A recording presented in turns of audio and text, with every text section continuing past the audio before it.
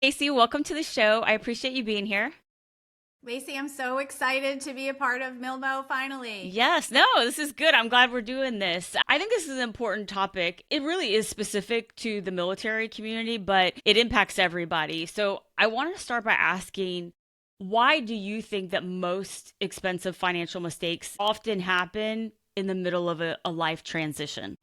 Transitions are really important because they often have deadlines. So you feel that pressure to make a decision in a timeline that might be a real timeline, but it might be a self imposed timeline, right? Those transitions just have that pressure from all areas. And transitions also have a lot of confusion and a lot of changes, a lot of decisions. So sometimes there's decision fatigue and different things like that. So there's so many opportunities to make a bad decision because you're just trying to get it done quickly, trying to get it out of the way, don't have the bandwidth, the time, the presence to do the right thing because you're trying to get to the next step, whatever it is. So whatever that transition is, there's this pressure or internal pressure to do something. And so that's really the opportunity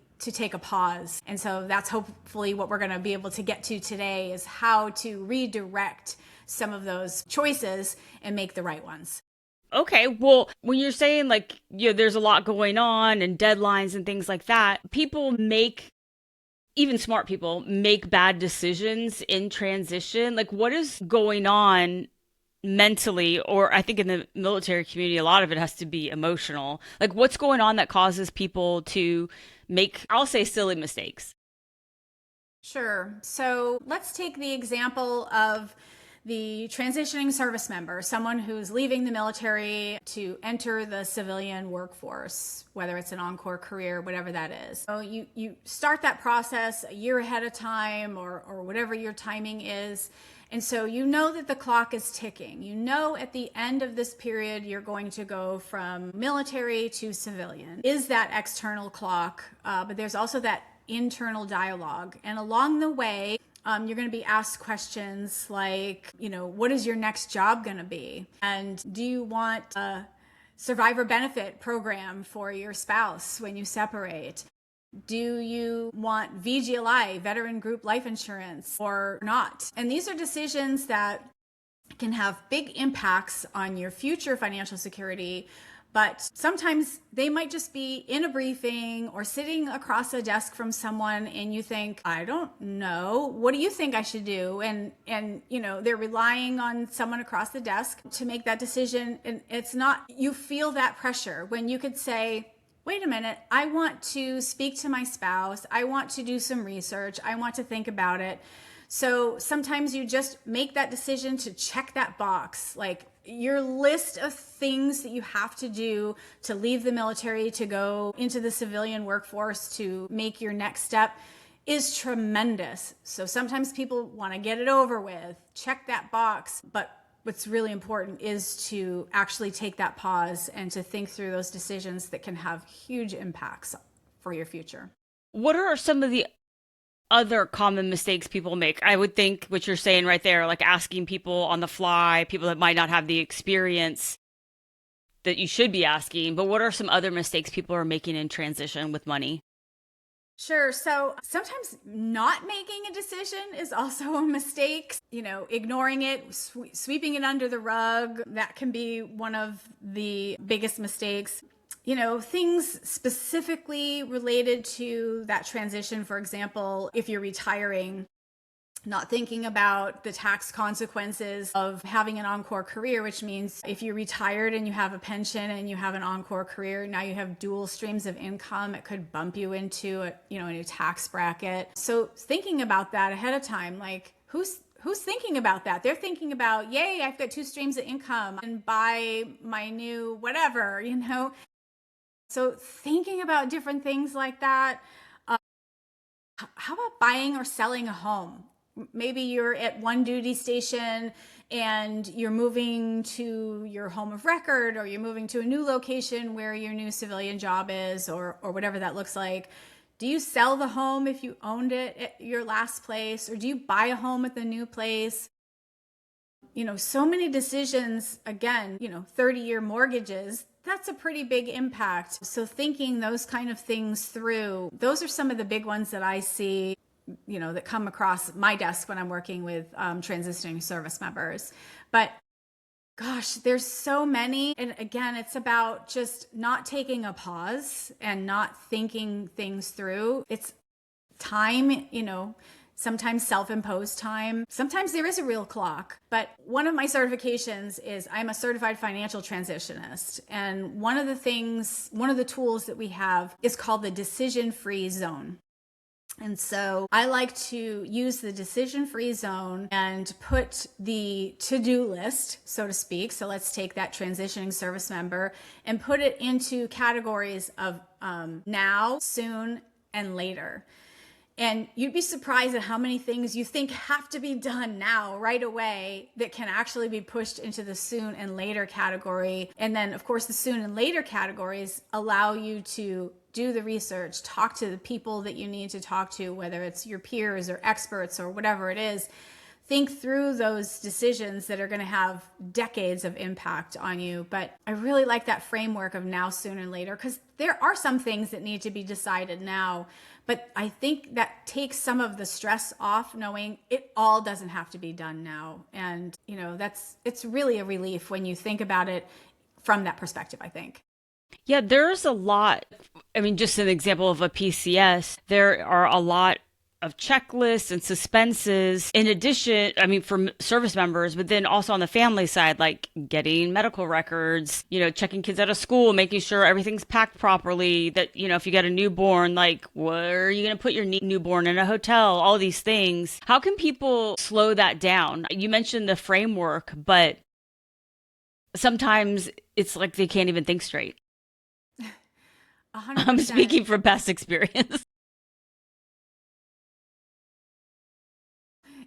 I'm a financial planner because I'm an organized nerd. So, that's my first go-to is having that organization. If it's on your phone or on a spreadsheet or on a yellow pad or whatever it is, everybody's got that list. Some people keep it in their brain. I can't do that. I'm sure some people can do that, but that's not me. But I like to see it and then, to organize it in that framework, like, okay, I don't need to know what the curriculum is for my kids' school in September. Now, in the spring, that can be a later task. So, it doesn't need to come off the list. It just needs to go down the list, for example.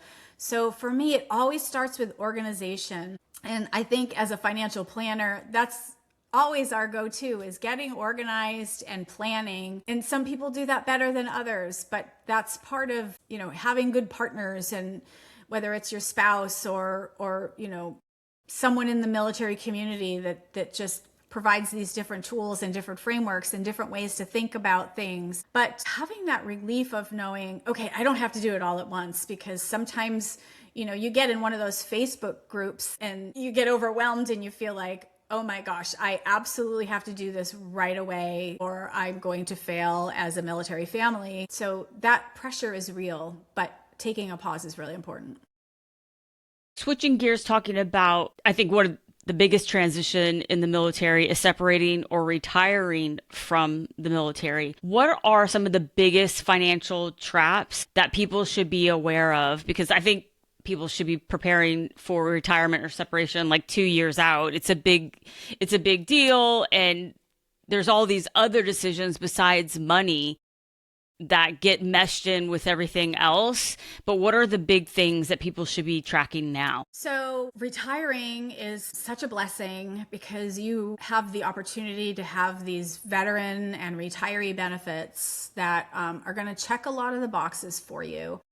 But it's really important that you think about your future life. where do you want to live your future life? Do you want to live in your current duty station? Is that going to support, if you're married, your spouse's life? Is that going to support your kids' life? For example, I'm based in Tampa, Florida, and when we moved to MacDill Air Force Base, I thought, okay, well, now my kids are going to be going to Florida colleges because they're in high school, and Bright Futures is a wonderful scholarship program for the high school kids to have a certain GPA and a certain test score, and they do their community service, but it affects their ability to have those opportunities in other states. That's not exactly the way that trajectory worked for my family, but thinking about location, right?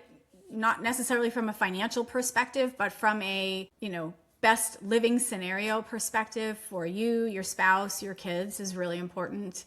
And to that earlier point that I made, buying a home, selling a home, what does that look like? Do you want to have, renters? I think that's a really important one too, because anybody that bought a house in the last, let's say, 5 years and has one of those 2.75% interest rates, probably is having a different conversation than someone that has a 6 or 7% interest rate that is thinking about selling a home. So I always think about, where is the next opportunity? Where's the next job? Where are you going to be connected to your community? I'm going to use me as an example again. When we moved to Tampa, I was always, bloom where you planted in all of the 14 duty stations that we were in during my husband's Army service. But I really loved being in Tampa, and so it was a community that I wanted to engage in, to be a part of, to start a business, to grow a business. So many factors about quality of life.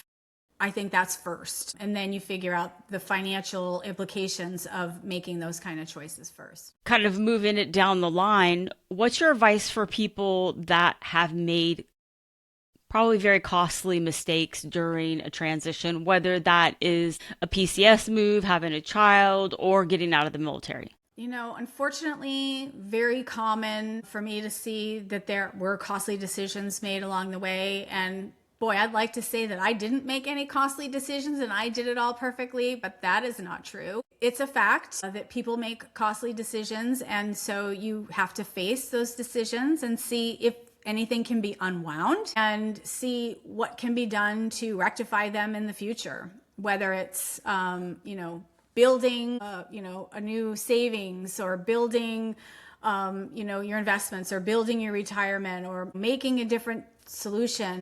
See what the error was, where you went sideways potentially, and how you can redirect and get back on that yellow brick road. Everybody makes mistakes, of course. Nobody is doing it perfectly, not including me. I have, regrets, things that I wish I knew years ago. I wish I knew when I was 20. I wish I knew when I was 30. I'm not going to keep going. I have some that I wish I knew last week, just yesterday. Everybody has those. But I think what's really important is to take a deep breath, recognize, face the situation, ask for help if you need help, and redirect, because today is a new day and you can always build something new. And again, approach it from the now, soon, and later, approach. Like, now I can do this. Something that I have stickers, what do you call it? Sticky notes all around my screens here. And one of them is about control. I can't control everything and everyone. I can only do the things that are in my control. So I do them one step at a time. It's really important to just do the things that are in my control. It's in my control to stop, recognize, an error, take a pause, ask for help if I need it, put all humility aside, just make that choice, ask for help if you need it, and then make the next best choice, and then the next best choice, and then tell somebody about that mistake so they won't make that mistake again next. people don't talk enough about their mistakes. And I think those stories are even more powerful, the mistakes, than the, success stories when people hear that. You've touched on kind of, or have been saying, a good financial decision. What does that look like in chaotic times? Like, how would you categorize that? Because I think saying make a good decision means different things for different people. What a great question. What's a good financial decision? I have my thoughts, so I was just really curious about your thoughts. Great. I'm going to come up with a good answer. A good financial decision, I think, is one that helps you move toward your goals. Everybody has different goals, whether they are to, retire and, whatever, to live within their means, to pay off their debt, to, whatever. A good financial decision is one that helps you move towards your goals, that aligns with your values, that feels comfortable, that feels positive. It doesn't have to be big and grand and glorious. I think one step at a time is absolutely the best approach. But as long as it's moving you forward towards your goals, that's a good financial decision. What's your answer? That's a great answer. I don't think I could do better than that. I was thinking the same way, something that is getting you towards where you want to be financially without negatively impacting other areas of your life. Like not going into debt, not taking out extra money that you had allotted for something else. But then again, and this is why I asked this question, because it's like, okay, well, I might spend extra money if it means safety and security for a place that we're going to rent in a new location. I might spend a little bit of extra money if it means that our family's spending time together before deployment. And so it's still like working towards our goals, but it's also financial goals, but it's also family goals and other things that we have in life. So I think that your answer, though, was fantastic. And because sometimes people think they aren't making good financial decisions when actually they are. And then on the opposite side, people think that, they're making a great financial decision when they actually aren't. It's taking away, from their financial goals. It's putting them in debt. It's taking them, maybe off track if they were on a debt repayment and they, messed that up. So it just looks a lot of different ways. And in this discussion of transition, I think that's really important to note that you're dealing with a lot of emotion. You're dealing with a lot of change, a lot of newness, and there's so much to figure out. And if you can kind of keep your eye on the road ahead while you're going through this huge mess of the storm, that's actually the win. So 2 things I want to say. One, when I talk with clients, I always say, here's the math, right? Here's your goal. Here's the scenario. Here's the math. But as a certified financial transitionist, I have a lot of the tools to help look at it from that human or emotional perspective. An example being a widow or a surviving spouse who is in a home that maybe isn't affordable or, whatever the math is saying. But some surviving spouses might think, I want to stay in this home forever because my former spouse lived in this home with me and I want to stay here. There's great memories here. Other surviving spouses might say, this home brings me too much grief. I need to, start a new journey. I need to get out of this home. And so selling it is the most appropriate. So sometimes there's the math, but equally important is, looking at the emotional and the human aspect and finding that place, that good decision that is right for every person. So, when we're talking about goals, it's not just financial goals, to your point. It is bigger than that. Goals are happiness, goals are, family time, whatever those things might be. So that's the first part that I want to say. Second part, I do a lot of speaking engagements, especially to women's groups and different kind of things. This little story kind of resonates. You've maybe heard the people say, if you're buying a latte every day, when I first started telling this story, it was like $4. Now it's like $6.50, $7. I don't even know how much. But if you're buying a latte every day, some people judge you like, you shouldn't buy a latte every day. You should take that money and put it towards whatever, your goals, retirement, paying off your debt, whatever it is. But sometimes if that latte is bringing you the caffeine and the energy that you need to achieve your goals, to work, to help you pay off your debt and retire, so on and so forth, then maybe it's okay if you have the latte. I like to kind of flip the narrative there. Or if that latte is a treat that brings you a little bit of joy, maybe in a workplace that's not great or in a day that's terrible or whatever it is, that's going to help you achieve your goals in a different way, bring positivity in a different way. So there's very different ways to approach achieving your goals, and you have to take the math as well as the emotional and the human component and merge them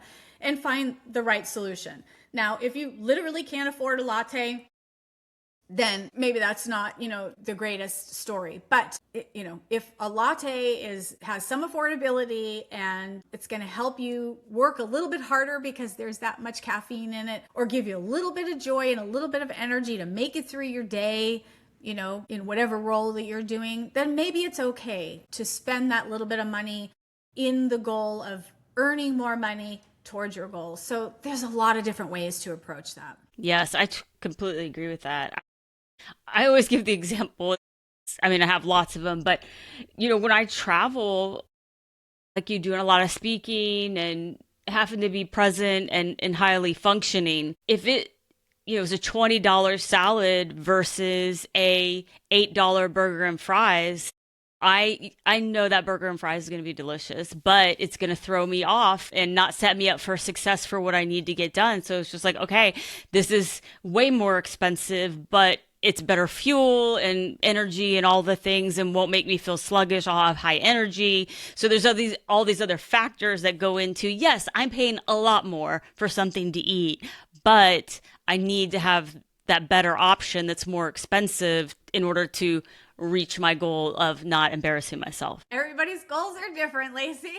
That's my main goal in life. Don't embarrass yourself, Lacey. So, well, kind of on a last note, like, what do you wish more people knew about finances and transition? I guess just to be cognizant that a transition isn't, just a change. It's, it can affect your identity, which can affect your decision making, which can affect, so many things, your finances among them. I think, again, referring to that point I made earlier, having an open dialogue, listening to people who are having that dialogue like we are today, sharing your wins and your losses, if you will, so that the next person that goes through that transition will feel more comfortable with it.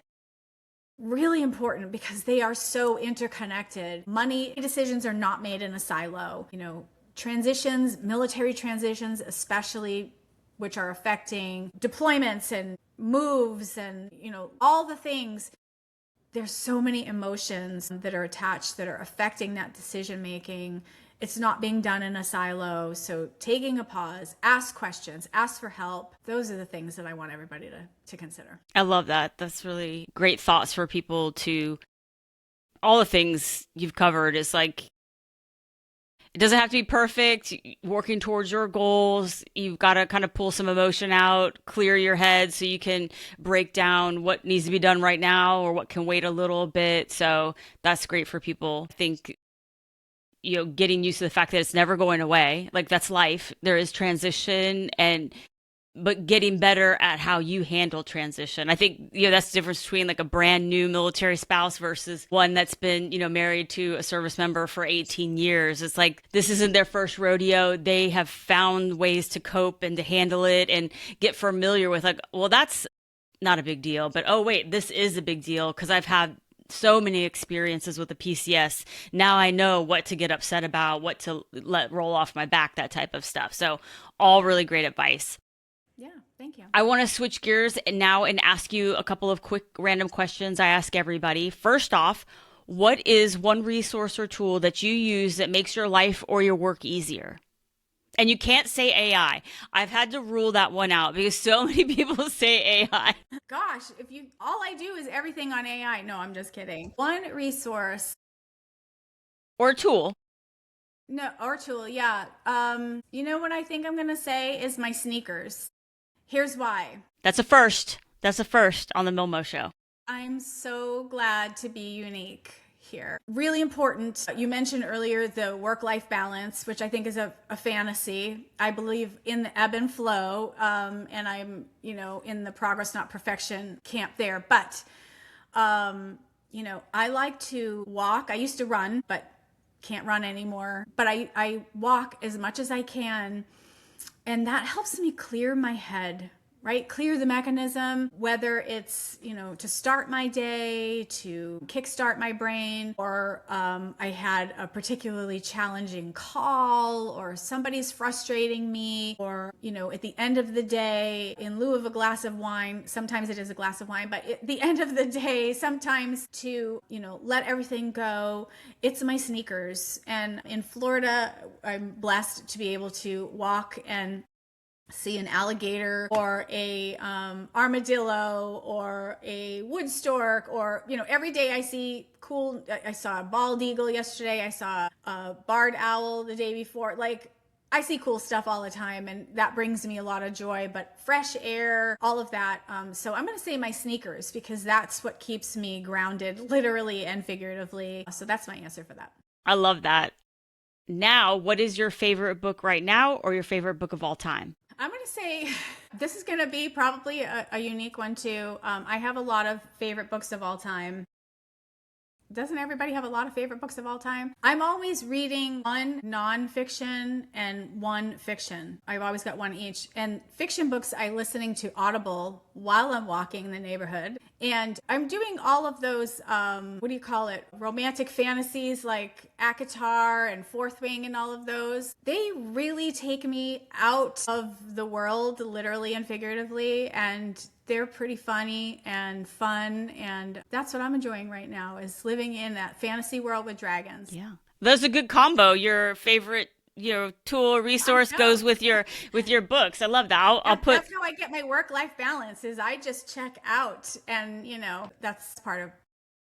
The work that we do, Lacey, is hard, and it's great work, but it's important to do those kind of things, and those are both part of my self-care.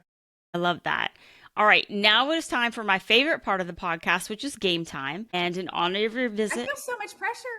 No. It's going to be easy. We're going to be playing trivia, military pop culture version. And so I'm going to give you 5 questions. And if you get 3 out of the 5 correct, you get bragging rights that you won game time on the MILMO Show, which is a really, really big deal, Stacy. Gosh, I can't wait. No pressure. Okay, number 1, branch. And I'm going to give you multiple choice answers that you can guess. So, okay. What branch is Maverick in Top Gun? Is it Air Force? B, Navy? Yes, it is Navy. Okay, I got one. Yes. Woo! Okay, number 2. Which fast food chain is famous for having locations on many U.S. military bases overseas? Actually, I will say all military bases. I'll go ahead and drag that one. Is it A, Chick-fil-A, B, Taco Bell, or C, Burger King? Burger King. Yes. I want to say A, Chick-fil-A, we wish. Yes. Taco Bell, we wish. Actually, there might be some Taco Bell. I don't know. I'm going to have to look that up. There are a few Taco Bells, but yeah, Burger King has always been there. Yeah, that I remember. I mean, being very young, and that was our thing, going to Burger King, getting a burger and a soda. So, okay, number 3. In Forrest Gump, what branch does Forrest serve in? Is it A, Navy, B, Army, or C, Air Force? I think he was Army. Yes, that is correct. So you have bragging rights that you won, but you have to finish strong, Stacy. Okay. What do I get if I get all 5? Bigger bragging rights. Bigger bragging rights. Yeah, bigger bragging rights. Okay. Actually, this one, if you miss it, we'll definitely be talking about it. Okay. Okay. What does PCS stand for? Is it permanent change of station? Yes, that's correct. Okay. Last one. Which of these is not an official U.S. military branch? Is it A, the United States Space Force, B, the United States Coast Guard, or C, National Defense Force? National Defense Force. That's correct. Although sometimes I feel like people like try to push the Coast Guard out, but it's good of you not to exclude them. Doesn't the Coast Guard, it's under Homeland now, so it's... Except in times of war, it falls under the Department of Navy. There you go. Yeah, that's their claim to fame. Okay. Yeah. All right. Well, yes, you definitely have bragging rights. So I appreciate you playing the game and being on the show. Can you tell everybody listening where they can learn more about you and the work you're doing? Yeah. So my website, best place to find out what I'm doing, it's BayViewFP.com. And Lacey, thank you so much for having me today. Yeah, no, this is great. I'll be sure to put a link in the show notes for everybody. Thank you again. Thank you.